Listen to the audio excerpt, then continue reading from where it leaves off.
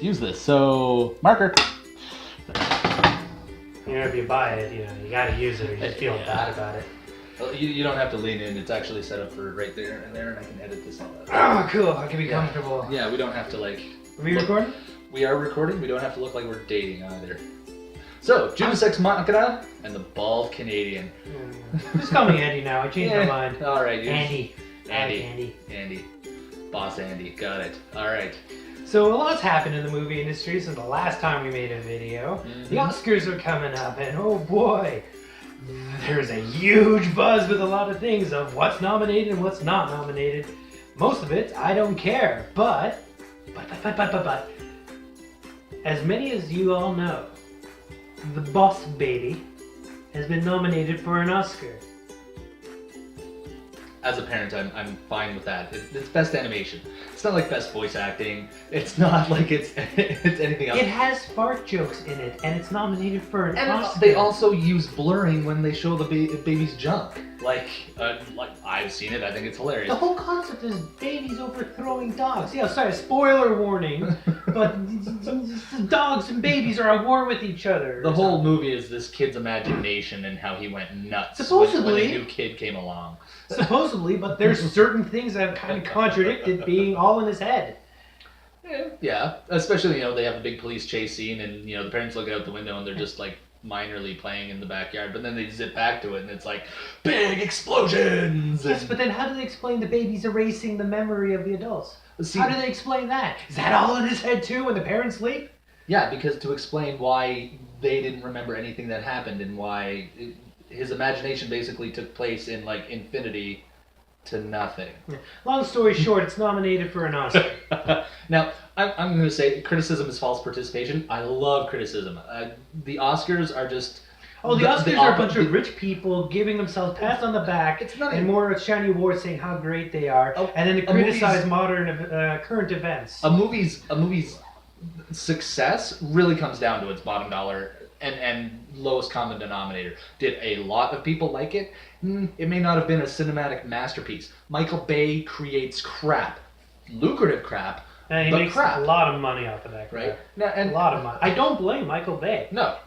He's giving the people exactly what they want, apparently. And I'll blame Spielberg and Lucas for really setting the trend for that with spectacle over plot. Because they're B-movie directors with A+ special effects, and they always have been. And then, it bites Spielberg in the ass when he comes out with Lincoln, and nobody watches it because there's no explosions. Well, you kind of create that movie was made just to win an Oscar.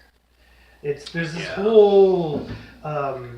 equation, I wouldn't say equation, but there's this whole thing, a process that people found out that the perfect type of movie at the perfect type of time to win, like Best Picture. The King's Speech, for example, is a great example of that.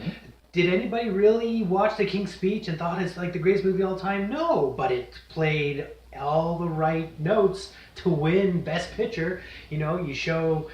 somebody struggling and somebody usually from the lower class has to step up because he's fighting Hitler at a time of great uncertainty and depression and destruction, and he's got to rise up and be the man that the people want him to be, and it's by the numbers. And interestingly, Jim Carrey's The Majestic kind of actually touched on that with Carrey's character being a scriptwriter during the whole communism is evil, Black Holocaust. Communism is evil. We won't get on that politically. Let's share the wealth, YouTubers. Give us some of your success. Yeah, I don't want to work. Socialism and communism for the country. Anyways, but no, he writes the script. He's like, and then the triumphant union worker goes up and this music swells and they're like, sounds a little communists. He's like, but it hits all the markers that everybody. What did you like? There was a dog I liked. It tested well. Right? So there's this this bottom dollar thing, but there's also the formula that gets them awards. And I'm only interested really because what was it? Aziz Ansari got nominated for his series, and he's been blacklisted because a girl said. Oh, this whole situation. Yeah. So that part's gonna be really interesting to me. For that aspect, is a really good television series or a really good movie gonna get tanked because of a person? Well, yeah, it did. House of Cards is getting tanked because of Kevin Spacey. Right. In fact, a lot of stuff is being tanked because of Kevin Spacey. Netflix apparently lost around millions of dollars, like hundreds of millions of dollars, because they decided to cancel a movie that he was going to do. It was like it was a Winston Churchill biopic. Yeah, but they brought in the Canadian actor, and I can't even remember his name, to replace him. And it's just kind of humorous to me that they'll also be like, Woody Allen's great, and child rapist charges. What are those? I think the director of Macbeth was the best. Yeah. I never liked Woody Allen. I never found his style of comedy funny. Ants was his most successful movie. He made more off that movie being the voice of Z than most of his other movies got kids, at that point. I watched that movie before I had kids. I oh, just really? An excuse, yeah. I thought it was like the dumbest movie I've ever saw. Oh, I thought it looked awful too. It did. It has Sylvester Stallone in it as Sylvester Stallone, the ant. It's not it has an Woody ant Allen character. As the ant. Like, come on, it was a Simpsons episode, in the later 2000s when it was like, what celebrity can we bring in to do voices? Yeah. And I like Sylvester Stallone. I like him. I like him being somebody more than just himself.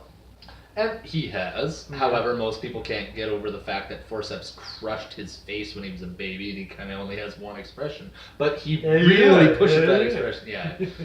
He's a man with a disability, if you really think about it, and people have made fun of him for years. I think he's did he get pissy about it? No, he did not. I believe Sylvester Stallone's a completely underrated actor. I think he Stop or My Mom Will Shoot was probably a cinematic tour de force. I was gonna say Cobra, but yeah. Okay, look, not every single actor is going to make art, and they're going to make gold or whatever. There's going to be some bumps in the road, and supposedly, Stop or My Mom Will Shoot.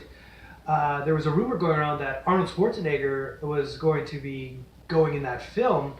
And Sylvester Stallone and Arnold were rivals at the time. Yeah. And professional rivals. Professional rivals, yeah. And so people got the rumor going to Sylvester Stallone's people, and they're like, "Oh, Stallone, you got to jump on this movie. There's already been an offer for you." He's like, "All right, I'm gonna do it. You're gonna be honored." But the way I see it, he can't breathe in space either. Yeah, but turns out the rumors came from Arnold's people. Because they knew that movie was going to flop, and it was going to be bad, and just still hurt his career. It didn't even hurt his career. It's still financial success. It's like Tom Cruise. The worst Tom Cruise movie still outperforms Eyes Wide Shut. Worldwide. Maybe not domestically, but worldwide. Who wouldn't want to see a half-naked Tom Cruise? I saw for Nicole Kidman. I think she's a wonderful-looking woman. I'm saying right now, she is a wonderful looking woman, has nothing to be ashamed of. I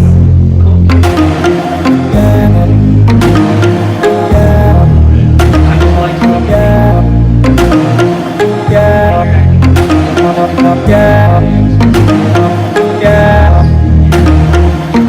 to make a joke at it. I really did.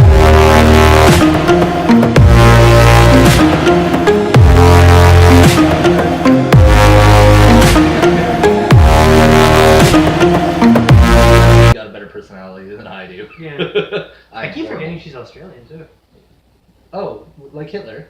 Australian? No. Now, see, he tried to make a joke too, and see where it went. Hitler's not funny anymore. I'm the creepy one. He's the politically weird one.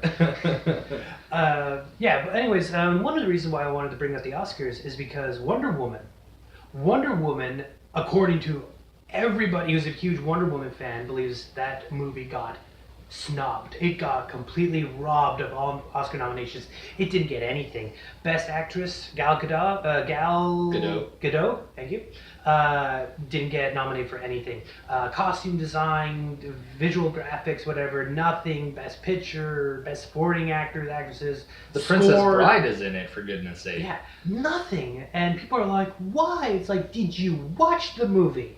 It's formulaic. Not that good. It's good, but it's a 7 out of 10 in my opinion. And 7 out of 10 is not Oscar. It's not quite as formulaic as a Marvel movie. It still it has that serious. We're serious DC. Yeah. We're serious. Yeah, it's like I just want to point out the main things. Like its supporting cast is like that actor who plays Captain Kirk in the new series. What's his name? Christopher Pine. Christopher Pine. Yeah, not that good. I didn't find him that funny or that As a believable. damsel in distress, He's pretty. He was. Look, I'm going to admit that as a guy, he's pretty to look at. His hairpiece was on point. Yeah. His eyes are very bright. Yes. Yeah, they're very eye-catching. But he's not that good of an actor. He's entertaining, but he's not that. And then they had Ron Weasley's dad as the God of War, Spoil. He's a fine actor. Well, everyone knows that because comic book nerds, correct me if I'm wrong, but the God of War, Ares, is Wonder Woman's biological father. I'm surprised they didn't really touch on that, but kind of a major point. So yeah, it was kind of foreshadowing because every She got a flying pony and I didn't. Daddy issues. What else? Yeah, so the supporting cast is not that interesting, so they're not going to win any awards there. Costume design, everything is gray. Her costume is red, blue, gold, and a bit of white, and it looked gray. It looked metallic. It looked, everything was steel and dirt. And I'm just going to undercut everything and just say it's a comic book movie. It doesn't deserve to win. Ooh. It doesn't. I appreciated it. I love comic book movies, but really, let's get down to brass tacks here, people. Yeah, it's a comic book. Now, I would believe more that Ang Lee's The Hulk got snubbed because that one was a take on the Greek myth. Yeah. Really, and Wonder Woman is kind of a take on the Greek myth. Yeah, but it's the reason why everyone says it's so good. It's so good. It's like, no, it's not. Gal Gadot she's not that good of an actress. She's good. She's just not that good. I honestly the story couldn't was see good. anyone else playing the role, and the fact that she was pregnant in parts of it, and they CG'd her stomach out, and she was still doing the stunts, pretty badass. And the fact, she's a former Israeli fighter, and all those things, so she had the chutzpah to really pull off the role. But again, it's a comic book movie. I can't take the premise seriously. Like the part in Wonder Woman where they're like, you can't go out there, ma'am. It's no man's land. You'll be killed. She's like, I know, man. It's like you have indestructible gauntlets and a shield that deflects bullets. I'd feel immortal if I had that stuff. Why don't you spread that around, huh? Instead of thinking you're the symbol of hope and whatnot. Save more lives that way. Yeah. No. It's a comic book movie. Yeah. It just is. I mean, there are better comic book movies, but there aren't really, there are films that are going to be better than Wonder Woman. I don't even remember what's nominated for Best Picture. I don't even care. Yeah. I mean, that's how boring movies are nowadays. You usually hear about Best Picture and you see it and the trailers. Wasn't Logan put up for something? Now I've only made it halfway through that movie. I have children, so I don't always get to see the movies. I'm actually gonna look that up real quick. But watching Logan, I would say Logan would be more worthy of an award, mainly because it really was an independent film, and they kind of flat out if somebody gets hurt, they get hurt.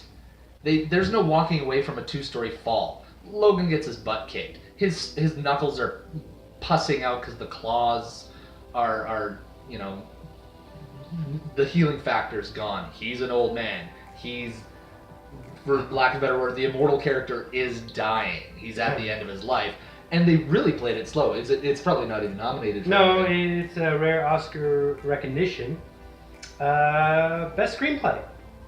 I could buy that just from watching the movie and the dialogue and everything else. I would say yes.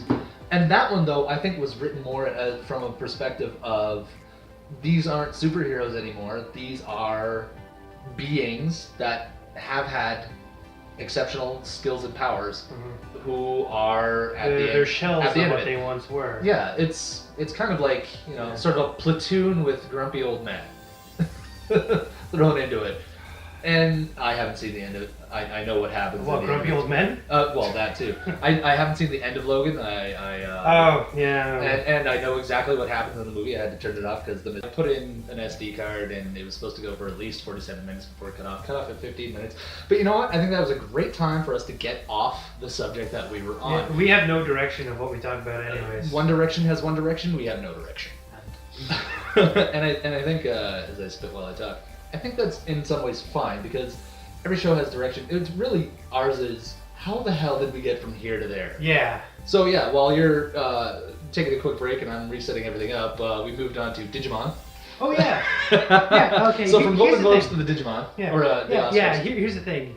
You're probably rolling your eyes right now. It's like that kid's cartoon. These two grown adults are going to talk about that. Well, first of all, I used to watch a show Saturday morning when I was a kid. Digimon, Digital Monsters. Yeah. There were Digimon's two shows from Japan that were huge in the West, and it was Digimon and Pokemon. Of course. And you were a fan of one or the other. And Dragon Ball Z, but Well, Dragon Ball Z, but everybody loved. Well, every guy loved that. Girls in my school were like, what's that? "Oh, aren't you a dork?" Cartoons.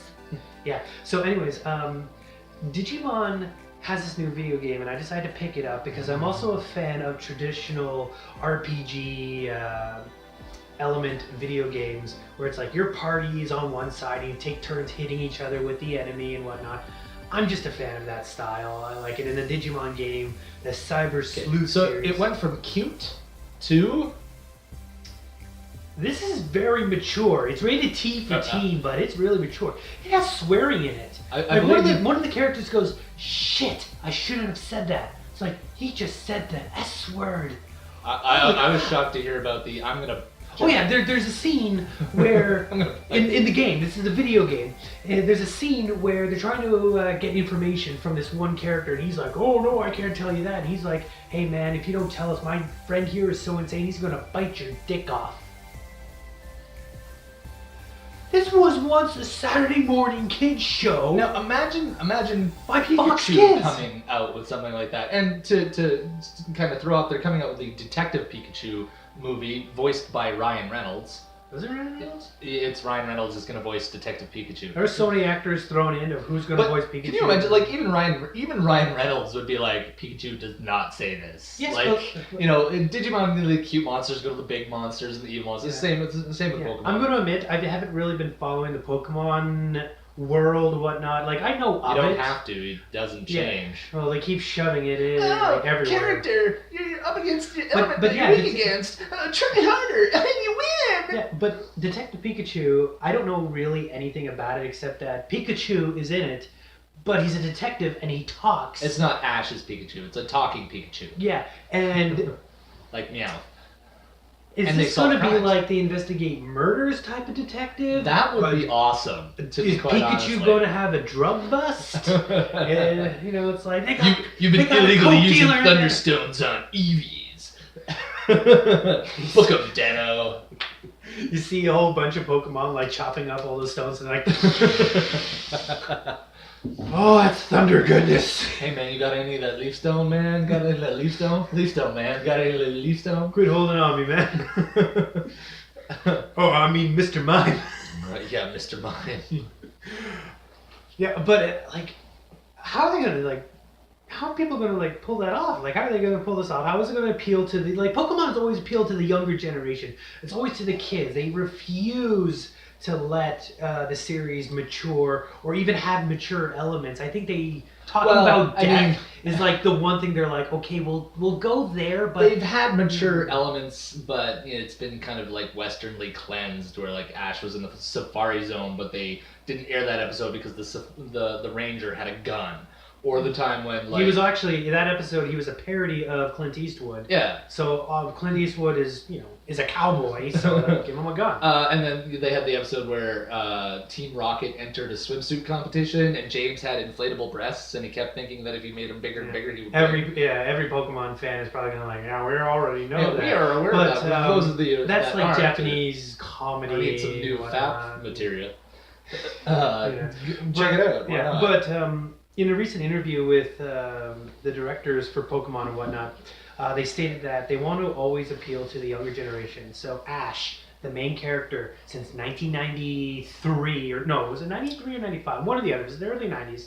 And he will always be 10 years old, and he will always go to a different region. He will That never is win. some He will never succeed. Anti-growth hormone. Yeah, he is. Well, according to the timelines, it's all happening within 1 year.